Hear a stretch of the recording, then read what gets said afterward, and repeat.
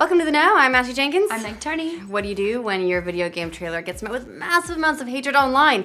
Do you take Michael Jackson's advice and make a change? No, you do absolutely nothing, at least if you're Activision and Infinity Ward. According to comments from Activision CEO Eric Hirschberg, they're just going to shrug all them haters off. All those millions of haters, if YouTube stats are to be believed. They're doing the T-Swift.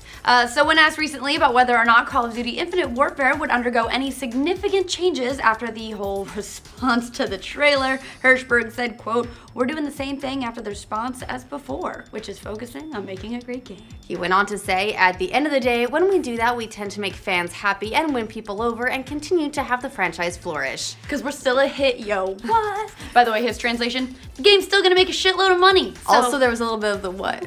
I think, in the translation. You gotta get the hit thrust. Screw you, haters. Yeah, obviously, it's no surprise that nothing significant could be happening to Infinite Warfare at this point. Activision has its Call of Duty studio start on their respective games years in advance. Infinity Ward has been working on this title since just before the launch of Ghosts back in 2013. So going back to the drawing board is pretty much out of the question in regards to certain gameplay mechanics or, you know, the entire setting of the game, which seems to be a lot of people's issue with it. It's hard to change in 6 months. And it's not like they could just delay it outside the fiscal year either. Activision kind of counts on the yearly installments of Call of Duty to bolster those precious end-of-year numbers. While it's a little late for them to significantly change course at this point, you'd think they do maybe a little more to try and calm fan fears about the direction of the series or whether or not it's still going to feel like a Call of Duty game, but at this point, they don't seem concerned about the perception at all. Rather than show any of the boots-on-the-ground gameplay at E3 to quell fears that this game would just be a Halo clone, Infinity Ward instead showed just about the spaciest damn combat they could find in the game, focusing on flying spaceships, grappling hooks in zero gravity, which,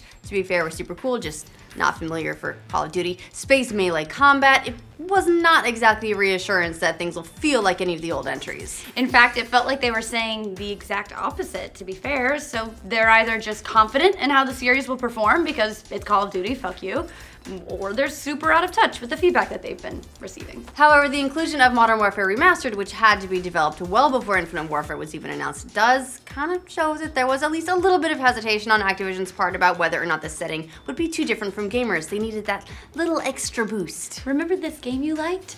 Get it again.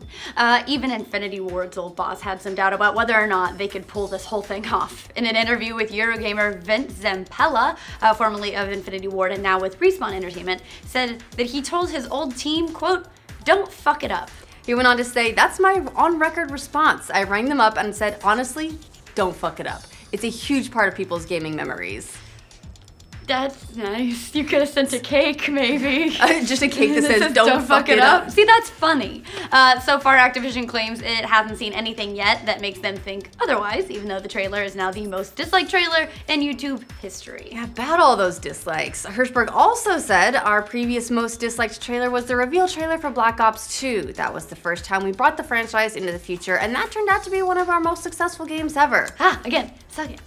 So, just to be clear here, he's trying to argue that more dislikes translates to more money. That's an actual thing that's being said here, and honestly, it kind of works. It's an interesting way to do math. Yes. I mean, look, they've discovered the secret to making billions of dollars.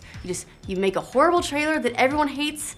Oh my God, it's Ghostbusters. Well, that hasn't made money yet, but well, we'll see. We'll see if this bears out because Ghostbusters is coming out first. Right. Although, to be fair to Hirschberg, Black Ops 2 did go on to hit some pretty significant sales numbers. According to estimates, it's believed to have sold around 29.4 million copies worldwide across all platforms for an estimated $1.17 billion in sales. That puts it just behind the two top-selling games in the series, Modern Warfare 3 and Black Ops, which have moved a total of 30.7 and 30.5 million units respectively.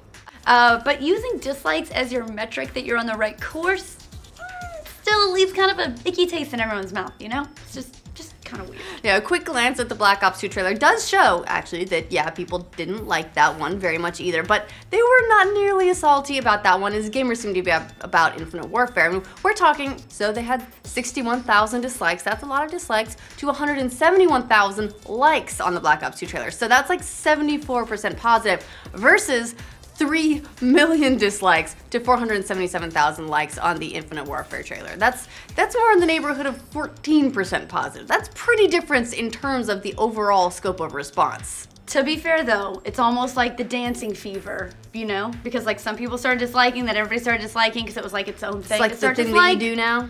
So some of that is skewed.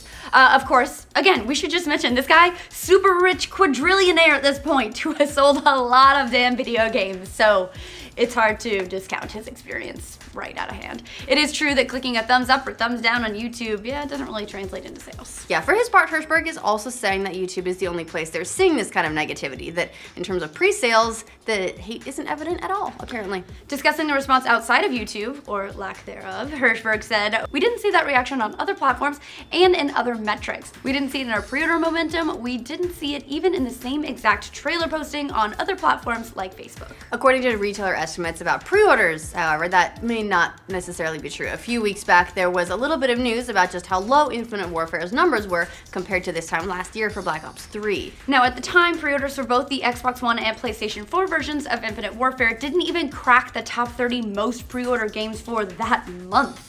In total, both versions had just over 60,000 pre-orders. Compared to the same time last year, the numbers are significantly different. Black Ops 3 had more than 10 times that number. Now, things seem to have improved for Infinite Warfare by retailer estimates. Both the PS4 and Xbox One versions of the game are sitting at number 17 and number 24, respectively, with a total of 100,000 pre-orders between the two of them. That's just physical versions, by the way. That doesn't reflect direct pre-orders via PSN or Xbox Live, and it's the future, and that's how a lot of people do that now. It is, so that's missing a lot of numbers, but it's the data we have. And just in case anyone's curious, Battlefield 1 pre-orders, not even that high, oddly enough. So it's got like super hype, but it has always been a slightly smaller franchise than Call of Duty in terms of raw sales. Very true. Of course, these are just estimates of US numbers. Still does give us some indication on how the games stack up in early comparison to their predecessors, but you take it with a grain of salt. Yeah, Activision, of course, claims that estimates are way off, but stops short of indicating just how many they actually have. Hey, that's not right. It's but not we're right, not going to tell you. Absolutely not. In a recent statement about pre-orders, the company said, quote, "These estimates are highly inaccurate and are not at all representative of actual retail data. We've announced that pre-orders started strong and continue to be very positive." That's a specific quote. At the end of the day, the only real way to judge the wisdom of Activision's gamble is going to be whether or not people buy the game. It's one thing to speak with your dislikes, another thing to speak with your wallet. So we'll see. It's a couple months away. Yeah, what do you guys think of Activision staying the course with Infinite Warfare? Let us know in the comments. And for future updates on Infinite Warfare, remember to like this video and subscribe to the Know. It's in space. You know, it's coming up, I guess, to 17 and 24, whatever. So E3 must have improved it a little bit. Or it's like all the like old Halo fans are like, this looks like my game now. I bet it's just that a lot of people pre-ordered it digitally, and then it takes so long to get off your ass and go. Like I have had something I need to drop off at the post office for like 2 weeks. So maybe it's just all the people that were getting physical pre-orders. It just took them that long to get there. Maybe. And I feel to get out that to a store now is a pain in the spiritual ass. level. Yes, it absolutely. We got our Steams, we got our PSNs, we got our Xbox Lives. Thank God I've got good internet.